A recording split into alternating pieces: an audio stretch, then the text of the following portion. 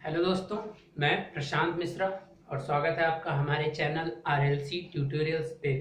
ठीक है फ्रेंड्स, ये आपकी मशीन की लेक्चर्स कंटिन्यू है। ठीक है, तो इसके पहले हमने मशीन की जो बेसिक वाले पार्ट्स हैं वो कवर हो चुके हैं और उसके बाद से हम एंट्री कर रहे हैं इस समय डीसी मशीन। ठीक है, तो पिछले क्लास में हमने क्या देखा था कि जो इंड्यूस्ड ईएमएफ जनरेट होता है आर्मेचर कंडक्टर्स में, इन केस ऑफ जनरेटर, उसकी वैल्यू कितनी होती है। फार्मूला आपका निकल कर आया था फाई जेड एन पी, ठीक है, डिवाइडेड बाय 60A। तो चूंकि अभी हमने इस क्लास को ओवर किया और आज ही हम एक दूसरी क्लास आपके लिए रिकॉर्ड कर रहे हैं, तो उसमें हमने एक क्वेश्चन भी लास्ट में पूछा था, तो आप उसके आंसर क्या करिए, उसके आंसर्स को आप कमेंट जरूर करिएगा, जिससे हमें लगेगा कि आप हमारे साथ चल रहे हैं। ठीक है, तो आज की जो क्लास है आपका वो है आपका classification, it means the types of generators. ठीक है, आपने नाम तो सुना होगा, shunt generator, series generator and compound generator. तो बेसिकली ये डिवाइड किस बेसिस पे होते हैं, जो जनरेटर्स होते हैं, जनरेटर का काम क्या होता है। अब जरा ध्यान दीजिएगा आप, जनरेटर का काम क्या होता है। देखिए कि generators are usually classified according to the way in which their field winding are excited। Field winding, ठीक है, जिस तरीके से एक्साइट की जाएगी, ठीक है, उसका कनेक्शन किस तरीके से किया जाएगा उस पे डिपेंड, उसी के अकॉर्डिंग ये आपके जनरेटर्स क्या होते हैं, डिवाइड होते हैं। तो जरा ध्यान से कोशिश करिएगा, मैं यहाँ पे समझाने की कोशिश कर रहा हूँ। ये क्या है, आपका आर्मेचर मान लीजिए, और ये आपकी फील्ड कॉइल्स, मैं दो को लेके चल रहा हूँ बस। ठीक है, ये आपकी, आप कुछ इस तरह से फील्ड कॉइल्स बनाते हो। ठीक है, ये आपकी हो गई, ये आपका नॉर्थ पोल, और ये क्या हो गया, साउथ पोल। अब इस पे भी बहुत सारे क्या होंगे, ऐसे स्लॉट्स बने होंगे। ज्यादा स्लॉट्स नहीं, मैं 2-3 स्लॉट्स बना देता हूं बस आपको समझाने के लिए। और इसमें क्या होंगे, आपके कंडक्टर्स होंगे। देखिए कुछ आप यहाँ पे क्रॉस मत करिएगा, क्रॉस डॉट का मतलब सिंबल चेंज हो जाएगा। ठीक है ना, कितने हो गए भाई, 3 2 5, तो एक और बनाना पड़ेगा ना 6। इसको थोड़ा सा इधर कर दीजिए और यहाँ पे एक और बना दीजिए, यही होता है। तो और यहाँ पे इसका साफ्ट होगा। ठीक है, और ये की होल होते हैं, मतलब साफ्ट को ताकि स्लिप ना हो उसके लिए लगाया जाता है एक पॉइंट। ठीक है, मैन्युफैक्चरिंग में आप देख सकते हो। अब क्या करते हो, आप इस पे कंडक्टर लगाते हो, और यहाँ पे भी आप क्या करते हो, कंडक्टर लगाओगे, और इसमें करंट प्रोवाइड करानी होगी। तो एक तो आपके पास वे, अब इन्हीं फील्ड कॉइल्स, इसी को क्या बोला जाता है, ये आपकी कहलाती हैं फील्ड कॉइल्स। और यहां पे जो ऐसे क्या बोलते हैं, आर्मेचर कॉइल्स।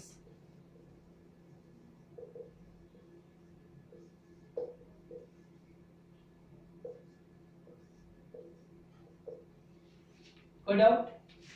चलिए, तो इसको डीसी आपको प्रोवाइड कराना है, और आपका जो साफ्ट है, साफ्ट के कम्यूटेटर के बाद से जो आता है वो क्या मिलती है, डीसी ही तो मिलती है। तो आपके पास ऑप्शन क्या क्या है इसको एक्साइट कराने की, मतलब इसमें करंट कहां से लेकर आएंगे। या तो आप बाहरी कोई डीसी सोर्स लगाइए, ठीक है, या तो आप क्या करिए, बाहरी कोई सोर्स लगा दीजिए, यहाँ पे बैटरी लगा दीजिए, यहाँ पे एक बैटरी लगा दीजिए, और फील्ड कॉइल को एक्साइटेड करिए। तो अगर ऐसा करते हैं तो वो एक स्पेशल तरीके का जनरेटर बनेगा, और उसका हम एक दूसरा नाम पुटअप कर देंगे।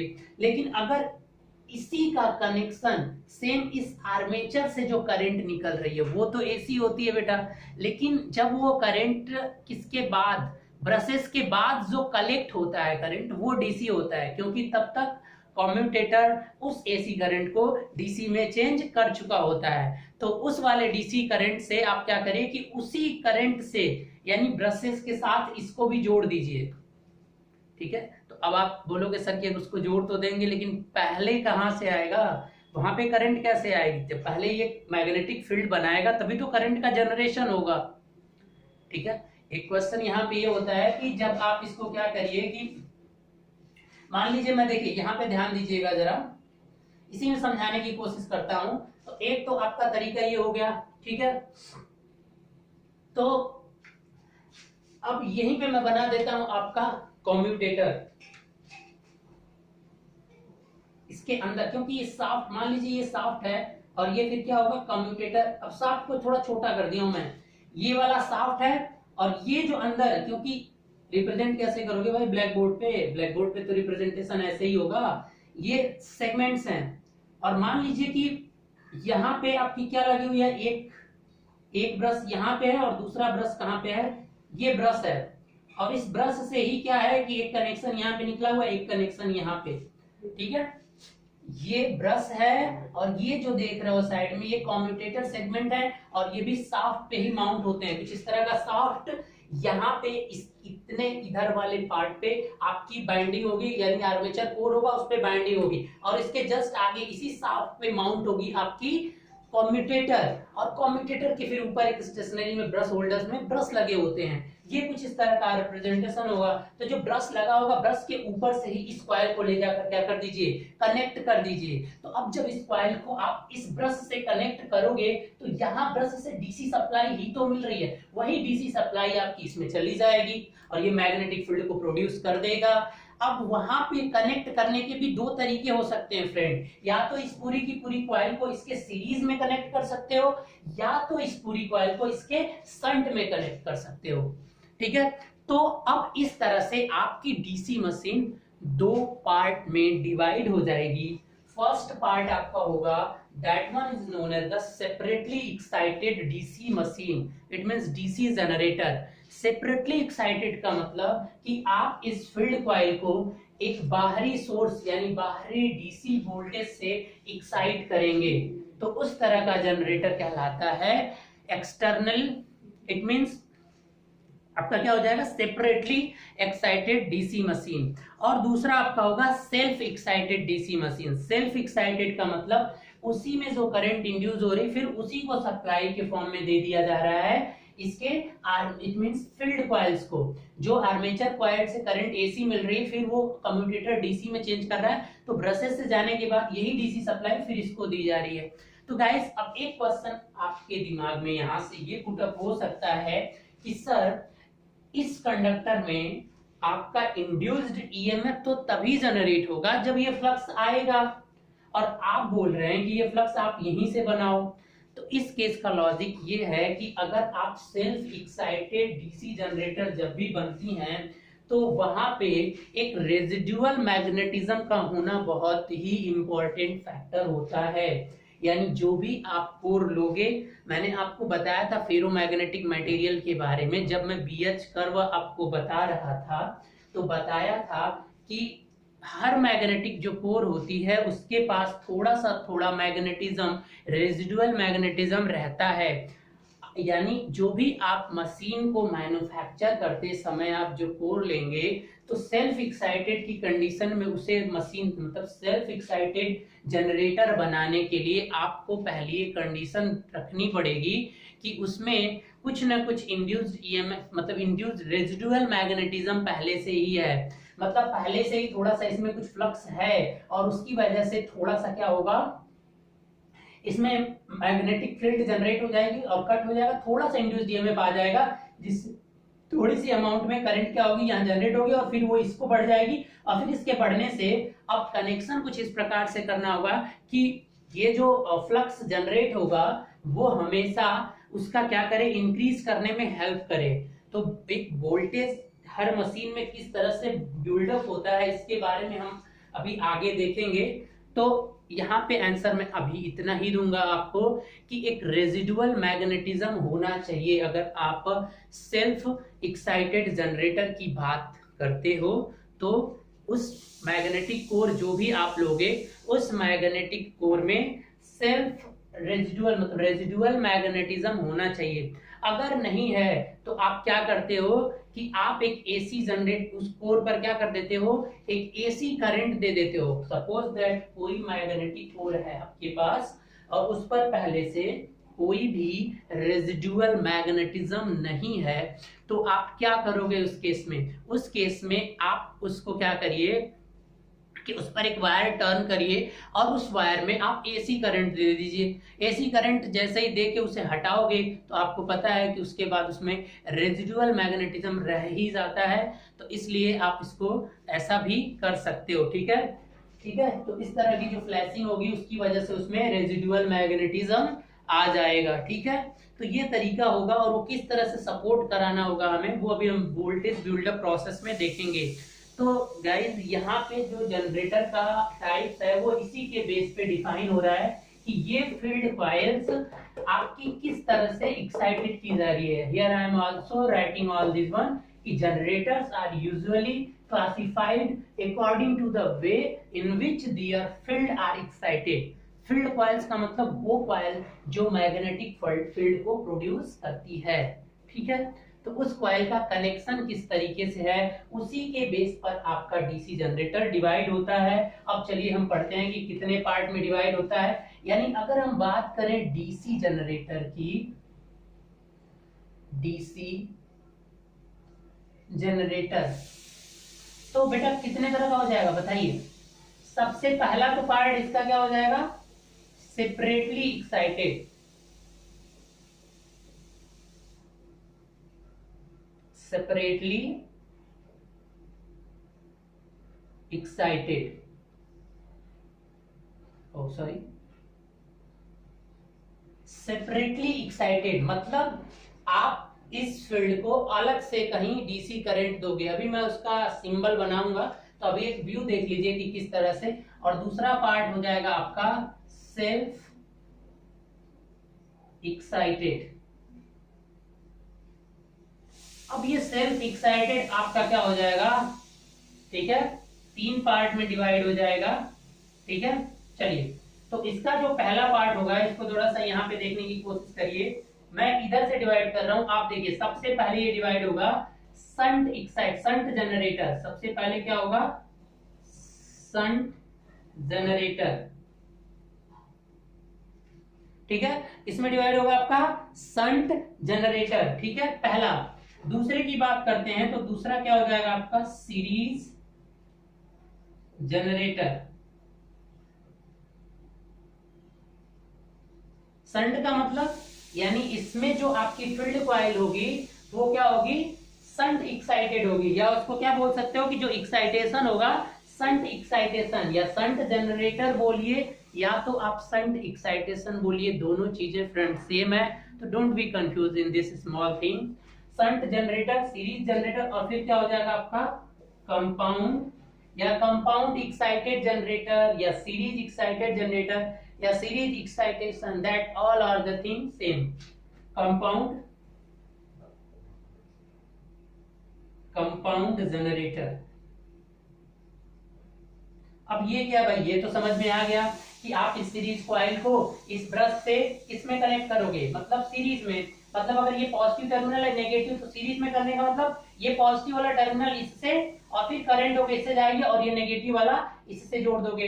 ठीक है, मतलब पॉजिटिव और आप शंट में ऐड करना चाहते हो तो क्या करोगे, जस्ट इसके पैरेलल में अटैच कर दोगे। अभी मैं एक एक को एक्सप्लेन करूंगा डिटेल से, वहां पे मैं आपको बेसिक जब सिंपलीफाइड सर्किट बनाऊंगा तो इजीली समझ में आएगा।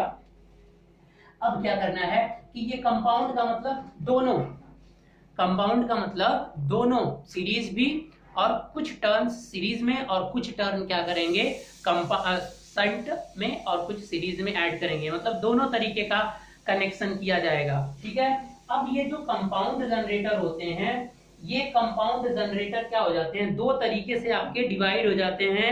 एक तो सबसे पहले आपका लॉन्ग शंट कंपाउंड, ध्यान से देखिए, पहला क्या हो जाएगा लॉन्ग शंट कंपाउंड, और दूसरा क्या हो जाएगा आपका short shunt, short shunt compound. ठीक है, अब ये दोनों के दोनों, चलिए अभी हम इसे जब एक्सप्लेन करेंगे, अभी आप एक ओवरऑल पिक्चर बना लीजिए। और ये फिर एक पार्ट में डिवाइड होगा, या तो ये क्या हो सकता है क्यूमुलेटिव, क्यूमुलेटिव क्यूमुलेटिव कंपाउंड, और दूसरा क्या हो सकता है, डिफरेंशियल कंपाउंड। डिफरेंशियल कंपाउंड, ठीक है। डिफरेंशियल कंपाउंड लॉन्ग शंट, ऐसे लिख दो ना, ये long shunt differential compound, long shunt cumulative compound. तो वो चीजें मैं लिख नहीं रहा हूं, अब बाय डिफॉल्ट समझ जाना। जब ये लॉन्ग शंट का ही ये टाइप्स है तो आपको क्या लॉन्ग शंट कम्युलेटिव, तो इतना मैं लिख नहीं रहा हूं। अब इसी तरह से ये भी किसमें डिवाइड हो जाएगा, लॉन्ग मतलब कम्युलेटिव, कम्युलेटिव, और दूसरा क्या हो जाएगा, डिफरेंशियल।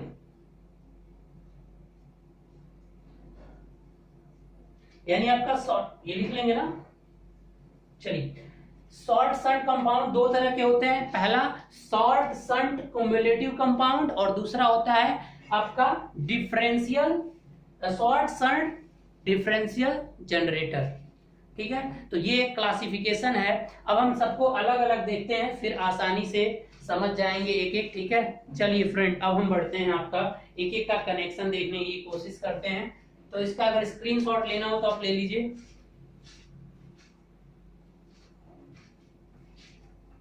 देखिए, जो लोग नए हैं इस चैनल पे, अगर वो पहली बार देख रहे हैं तो फर्स्ट कि आप इस चैनल को सब्सक्राइब कर लीजिएगा और हमारे व्हाट्सएप ग्रुप पे ऐड हो जाइए, ताकि इसकी पीडीएफ जो है आपको वहां पे नोट्स आपके सारे मिल जाएंगे, और जो इंपॉर्टेंट क्वेश्चंस हैं उससे भी हम वहां पे प्रैक्टिस कराते रहते हैं, तो आप वहां भी ऐड हो सकते हो, ठीक है गाइस।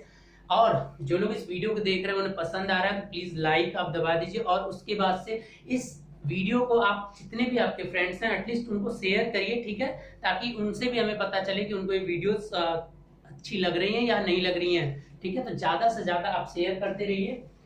चलिए, अब हम पहली बात करते हैं कि सबसे पहले तो हम सेपरेटली एक्साइटेड डीसी जनरेटर की बात कर रहे हैं, ठीक है। तो अब हम बारी बारी में पूरा कंस्ट्रक्शन के साथ तो रिप्रेजेंट कर नहीं सकते हैं, ठीक है। तो इसका सिंप्लीफिकेशन क्या होता है, देखिए, अब आपका आ गया first separately excited DC generator, separately excited DC generator. चलिए, इसके फील्ड कॉइल को क्या करिए कि आप एक अलग से बना दीजिए। मान लीजिए कि ये क्या है, आपकी फील्ड कॉइल्स, कुछ इस तरह से कॉइल है, ठीक है, कोई प्रॉब्लम नहीं, ये कॉइल है। और इसको क्या कर दीजिए कि एक अलग से क्या कर दीजिए, बैटरी लगा दीजिए यहाँ पे एक अलग से, और इसको सप्लाई दे दीजिए आप, ठीक है। तो यहां से जो करंट फ्लो होगी उससे बोलोगे फील्ड करंट, और ये क्या है, फील्ड कॉइल, यानी ये क्या है, VF बोल दीजिए, फील्ड वोल्टेज।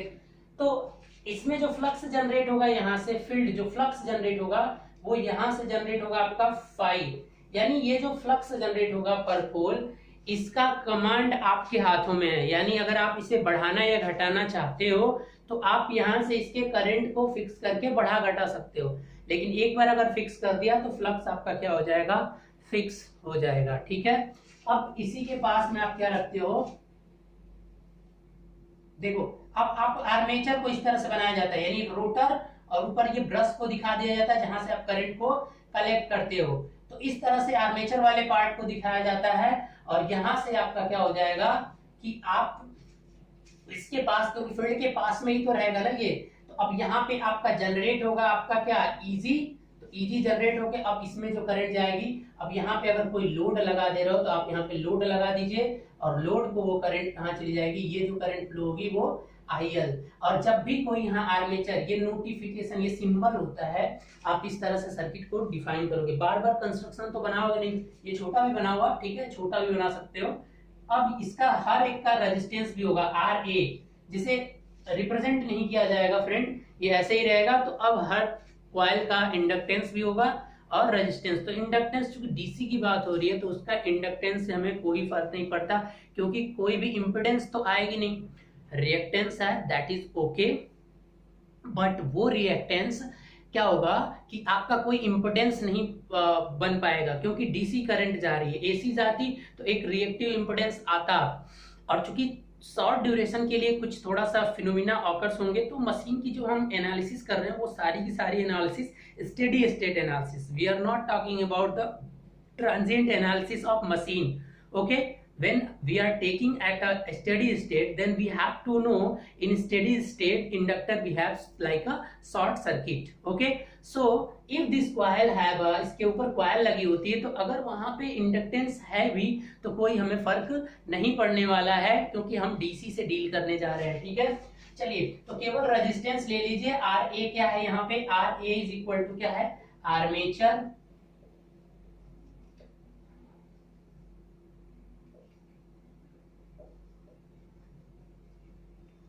रेजिस्टेंस, बहुत कम होगा ये। ठीक है, आर्मेचर रेजिस्टेंस ज्यादा नहीं होगा।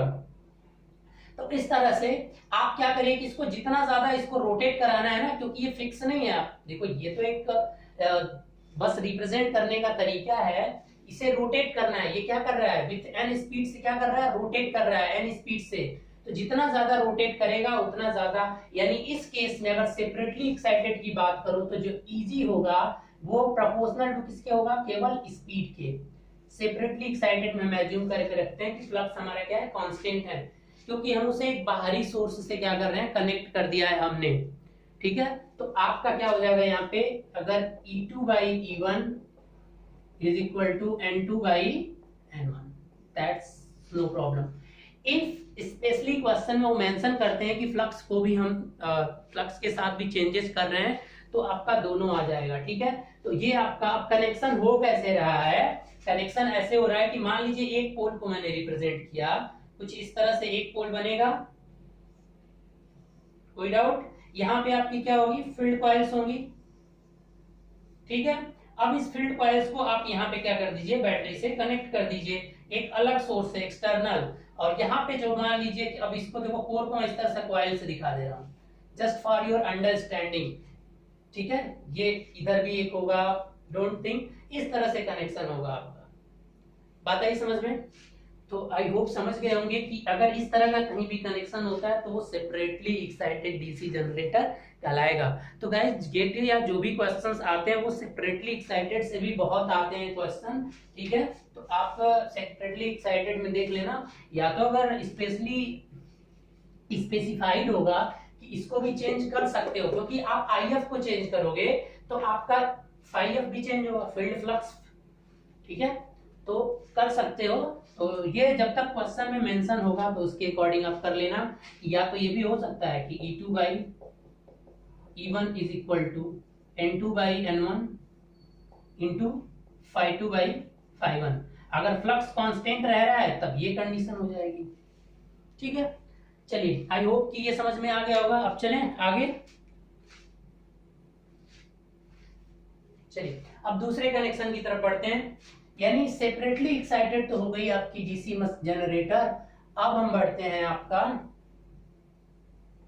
सेल्फ एक्साइटेड डीसी जनरेटर, और सबसे पहले उसमें क्या आ जाएगा, शंट जनरेटर। यानी दूसरा पार्ट है आपका part 2,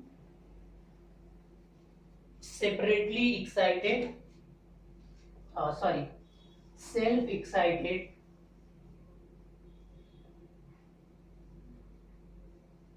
self excited DC generator. ठीक है, सेल्फ एक्साइटेड मतलब अब आपको वो फील्ड कॉइल्स बाहर कोई बैटरी सोर्स या बाहरी सोर्स से नहीं करना है, उसी सोर्स का यूज करना है जो ऑलरेडी उसमें इंड्यूस्ड ईएमएफ जनरेट हो रही है, उसी से कनेक्ट करना है। तो देखिए ध्यान से, आप इसमें हम सबसे पहला लेकर चलते हैं आपको फर्स्ट, इसको ए बी सी में डिवाइड कर दे रहा हूं। ए पार्ट हमारा है शंट जनरेटर।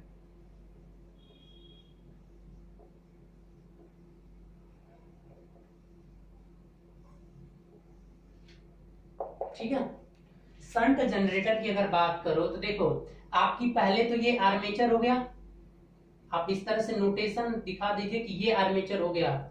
इसे रिप्रेजेंट करने का मतलब कि आर ए ऑलरेडी इसमें इंक्लूड है, ये आपकी आर्मेचर और ये इधर, अब इधर आपकी करंट जाएगी क्योंकि जनरेट होना है।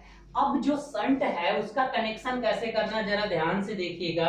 मान लीजिए कि ये आपका एक फील्ड को लेके दिखा रहा हूं मैं फ्रेंड, ये आपकी हो गई एक फील्ड, यहाँ पे आपका क्या होगा कि कुछ इस तरह से आर्मेचर होंगे, उस पे कंडक्टर होंगे। ये कंडक्टर चूंकि कोर पे होते हैं, मैं कोर नहीं बना रहा हूँ आपकी सिंप्लीफाइड के लिए। और यहाँ पे क्या होगा कि एक टर्न आपका कुछ इस तरह से होगा, ये। तो अब कैसे कनेक्ट करेंगे बताइए? इस कॉइल्स का, इसका दो टर्न तो इसके भी होंगे ना, कहीं ऐसे निकले होंगे, दो टर्न तो कहीं कहीं निकले होंगे फाइनली। आप एक कंडक्टर एज्यूम करके चलो, तो अब क्या होगा, आपको संट में कनेक्ट करना है, मतलब ये कॉइल और ये कॉइल संट में कनेक्ट हो, तो कैसे होंगी बताइए आप? यानी लोड के अकॉर्डिंग, यानी इसको क्या कर दीजिए, इससे ऐड कर दीजिए, और इस वाले को क्या कर दीजिए, इससे ऐड कर दीजिए, ठीक है। तो अब देखिए क्या होगा कि इसको कनेक्शन इधर से आएगा, फिर ये ऐसे लग रहा है कि ये सीरीज में हो गया, ठीक है। तो अब चूंकि क्या करना है कि इसको लोड को भी इसी के अकॉर्डिंग क्या कर देना है, कनेक्ट कर देना है। समझ में आई बात? तो अब देखिए क्या हो गया कि ये एक कॉइल हो गई और उसके संट में ये कॉइल हो गई, ठीक है। तो अब यहाँ पे क्या हो जाएगा, कुछ इस तरह से लोड। तो यानी संट में कनेक्शन देना है, तो इस तरह से आप कनेक्ट कर सकते हो। मतलब ये कॉइल और ये वाला दो कॉइल है, दो कॉइल संट में कनेक्ट करने का मतलब क्या हुआ कि ये मान लीजिए कि ये आपकी एक कॉइल और दूसरी कॉइल क्या हो गई, ये हो गई, ये आर्मेचर और ये क्या है, फील्ड, ठीक है बेटा। तो अब इन दोनों को संट का मतलब दोनों का ये पॉइंट एक पॉइंट पे और ये पॉइंट क्या हो जाएगा, एक जगह पे। अब सीरीज में करना होता तो क्या होता, अब लोड के अकॉर्डिंग, लोड का रेफरेंस ये है, तो दोनों से देखो लोड के रिस्पेक्ट में दोनों क्या हो गए। तो अब इसीलिए आपको संट करना है, तो आप इसके संट में, इसके पैरेलल में क्या करोगे, एक कॉइल को, ये होगी आपकी, ये होगी आपकी संट कॉइल, संट कॉइल, और ये है आपका आर्मेचर, इसका होगा, और यहाँ पे कोई क्या हो जाएगी आपकी लोड, आर एल मान लीजिए, और इधर जो करंट फ्लो होगी वो क्या होगी, आई एल, और इधर जो करंट फ्लो होगी, देखिए अब यहां से करंट इधर निकलेगी और वो आर्मेचर करंट होगी, और इधर जो करंट जाएगी वो फील्ड करंट होगी, क्योंकि अब आर्मेचर में जो इंड्यूस्ड ईएमएफ जनरेट होगा वही सप्लाई करेगा किसको, आपको, इधर भी और इधर भी। अब ये संट कॉइल है, इसका कुछ रेजिस्टेंस होगा R S H.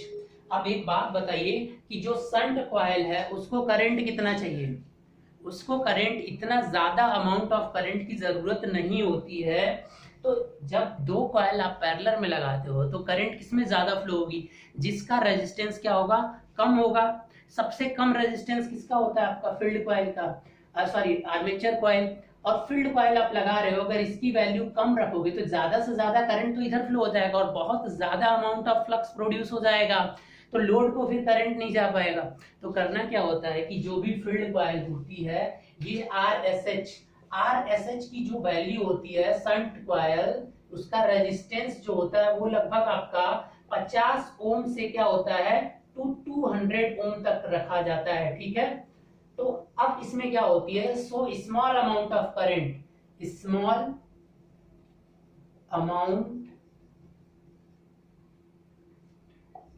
Amount of current will flow, ठीक है। क्योंकि इस संट में ज्यादा करंट फ्लो नहीं होगी। तो देखिए ये आपको समझ में आ गया होगा, ये कनेक्शन फिजिकली आपको करना होगा कि जो रेजिस्टेंस का कॉइल है वो आपका फील्ड कॉइल दोनों आपस में क्या होने चाहिए, पैरेलल होने चाहिए, मतलब संट, ठीक है, पैरेलल कनेक्शन। अब बात